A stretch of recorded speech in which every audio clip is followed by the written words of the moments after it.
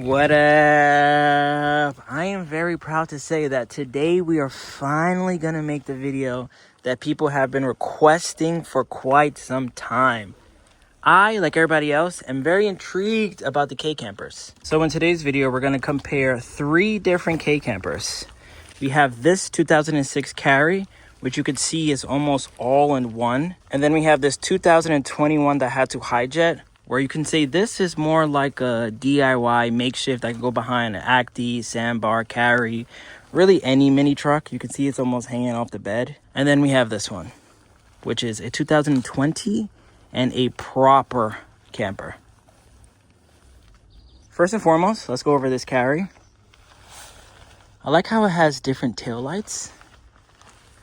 Had some additional storage in the back. Quite tall. I would say maybe close to Wembenyama's height, if you know what that means. I'm really happy that this is an 06 also, because these are usually all new around the 2020 and up. And this one being a 2006, I mean, it's still a long way away. But in 2031, if they made a lot of these Suzukis, maybe in Subaru, maybe in other different makes and models, we could get them in 5 years. That's not that long. I mean, depending on who you ask. Some people watching might say, hey, I'm not going to be alive in 5 years, which I think is always a funny comment. But, you know, none of us would be alive. That's why I think it's funny, by the way. Because, like, I cannot be alive tomorrow. You know, God forbid. So I'm about 5'10" with shoes on. And I would say this is the highest point. My head is a little curved. It's not the end of the world. I feel like for such a small, compact space, I would not mind, you know, walking around like this a little bit. Or if you're about like 5'7", 5'8", you should be fine. I would say it's only a few inches that are making a huge difference. Like even now, borderline, my head is straight if I'm standing directly in the center. But it looks like we have like a twin-size bed, little sink. Got some water there, some diffusers, TV, storage. Got your fan up there, some more storage pockets, 2 windows. More cabinets on the other side. And then I guess you could say it has 2 beds. I want to take a picture and see what this sells for, because it's kind of all over the place. Usually they're well nice and put together. And this one is just kind of blah. I wonder if something like this would be entertaining to buy, to even just keep. Like when I eventually buy a house here in Japan. Like imagine I just have this there, like, you know, registered. And if I need to drive it, I could. If I need to go far in Osaka, instead of paying for a hotel, we just all hop in here. This was only a grade 3, by the way, too, so not even the best grade. But if I had to just guess, I would say maybe around, like, not import legal. This is actually a really good guess. I'm going to put the price on the screen, what it sold for, or at least what the highest bid was. And I'm going to assume, since this is not import legal, it's old, I don't see a lot of Japanese people wanting to buy this. Maybe it goes for close to $9,000 shipped. I'll put the ship price on the screen. Or you know what? Let's just put the normal price. It sold for about this if it stayed in Japan. Forget the ship price. Boom. Now, unfortunately, I don't know what that price is for me to have a live reaction, but maybe I add some commentary right now if that's a good price, if that's not a good price. Got some extra wheels for the front there. You can see up here, they're essentially normal. These are just some 145 R12s. And then back here, you have a much wider wheel. And it's definitely not in the best condition. That's why I could maybe go even less. I just don't know the market for these at all. I know these are usually around, like, you know, in the teens. And it makes sense because it's a house. And that one's probably even higher because it's a real proper camper. Like that one goes up. I'm going to see if I get it all in this video. But here's the Carry. Not too shabby if you ask me. I wish I knew what it sold for. Let me actually quadruple check and make sure that this one didn't go up just yet, because I could have a live reaction. I like that this one has a screen door too. Nice touch for the very hot summer Japanese days. But now let's move on to this Hijet. So, it's, you know, it's a regular K truck if you're just looking at it like this. It does come with a clicker, which is nice. It's automatic. I really wonder how these vehicles drive with all that weight in the back. And a lot of them aren't turbo. So I know that old 660 is for sure struggling. This one only has 12,000 original kilometers, grade 4. Mentions really no imperfections. Has AC, of course, traction control, 4-wheel drive. But now let's talk about what everybody wants to see. The goods in the back. Let me actually move this one up so we have some additional space.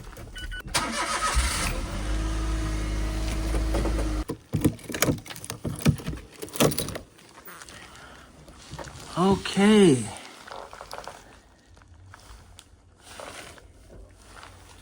Would you consider this a camper? I guess more of a blank canvas than anything. Let me hop in here though. So this is for sure not big enough for an adult to lay down in. And neither is, I guess you could say back here is if you just move that box, but that gives you a really small area. I don't want to get up here because I'm not sure how strong this is. I was considering it though. What is the tech that's inside this box? Oh, so it has a solar panel on the top. That's pretty cool. But yeah, I don't know if I would... I guess this is a camper. It's more just makeshift. I'm very curious to see what this will sell for as well. I can stand up, which is good. Feet all the way down. So maybe like 6 foot. And then I would say this is maybe close to like... Maybe it's an optical illusion, but I don't think I can lay down here. Maybe I can. If they made this 6 foot, maybe this is around like 5'5", and your feet could be dangling. I'm just not going to take the risk to get up there at the moment. Does have windows, has lights. Maybe all these even work. Oh no, I'm sure I have to maybe touch something. But it does have some outlets, lights there. Solar panel on top. Let me see if I can get a look while I'm up here. Looking at it like this, I would say maybe the bed stops here. Yeah, no, I don't think that's big enough. I think from here, for sure, the bed stopped. I think all of that would be enough for me to lay down, but I'm not sure. Maybe it's just JDM size. But now let's get into this guy.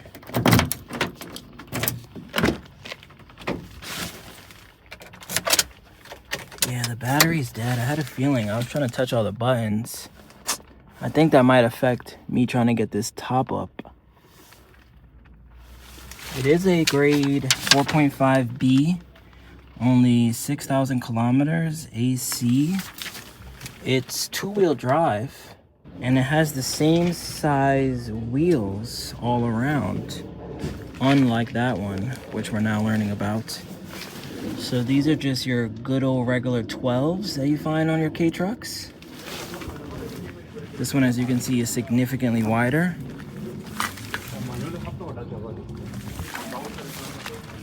But let me open up the other side.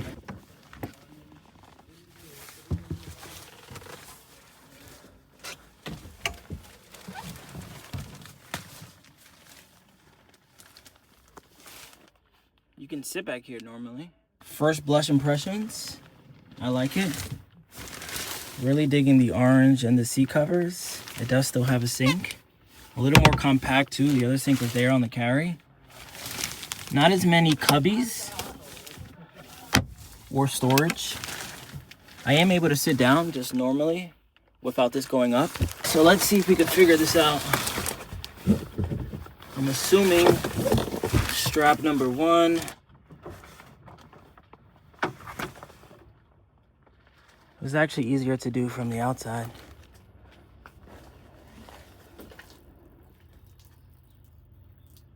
To be honest, I'm not loving this design.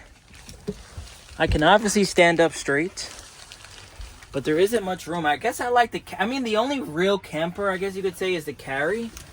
But that one also is much larger, has bigger wheels and everything. But I can fit 2 people up here. Not as stealthy either. And it just looks like almost a K-van, honestly. Like, my opinion on this is it's a K-van that has a pop on it. It has this here, or it has this here. I mean, I could definitely lay down. My feet are wet, so I'm not going to. But I can sleep down here, but I have to go up there. So I guess you can be stealthy. You know what? That kind of changed my opinion a lot. Now that I could technically just sleep like this and keep that down, it's pretty cool. Outside of a couple windows, small stink, small TV, really not too much. I'm going to see if this one also went up already. If so, I can get a price for all three. It's almost like a little Tri-7 back here. You have 2 seats and then 2 more seats. Not bad. Let's see if I can get a price. All right, so I got some good news. This guy is currently unsold, but if I wanted to buy it today and ship it to Baltimore, it's about 19,000 USD. Comment below if that's a good price. I am not too hip on America RV prices, but would you pay 19,000 plus tariffs and everything? Let's just say 20,000. Is that a safe number? Would you pay $20,000 for this if it was in America today? It has 6,000 kilometers. It's 2-wheel drive, 4.5B, little to no imperfections. I guess for a couple, I wouldn't say a family could be back here. Automatic. It is 3-speed, 4-speed automatic though. It has overdrive, that's good. Power windows with some tries. Chef's kiss. Can you imagine when I buy this? If the laws change or if I just get one out here and I throw tri-spokes on here, how baller I'm gonna be. And then this guy, about $14,000 to Baltimore. I think that's a good value. I think that this one having everything it has. No, I can't stand up straight, but it does have some more amenities. I feel like it just has some more space, and it really isn't a K technically. Like, I don't think these can get K plates either because of the sizes and everything, but this one's 100% not really a K. Like, it's much wider, much taller. Doesn't even have the same wheels in the back. Would just be nice if it had a slightly larger engine. Like, if these were a 1.3 liter, 1.1 liter, I think it'd be much better. But this still being 660 cc, I feel like with all this additional weight in the back, it could for sure struggle. But I want to check something out, actually. It's not impossible that this could be turbo.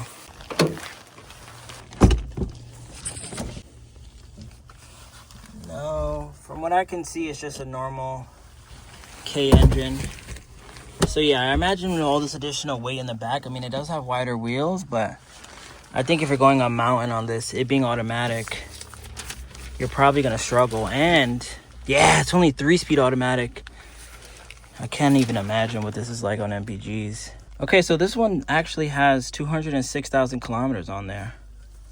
It's definitely been well traveled. Let me know in the comments, between these 3, which one would you buy?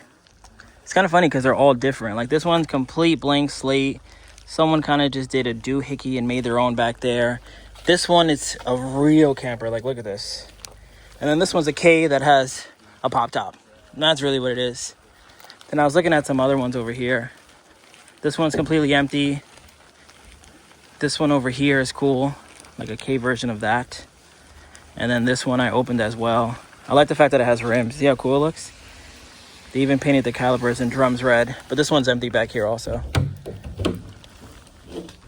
More of a business than camper and live-in situation.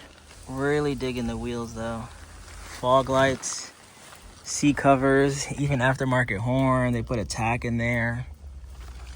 Let's see, what did this sell for? It's a 2018 with 106,000 kilometers. Crazy part is, I think something like this is probably the same price as that K. And much larger, so I guess it kind of depends on what the person wants to use it for.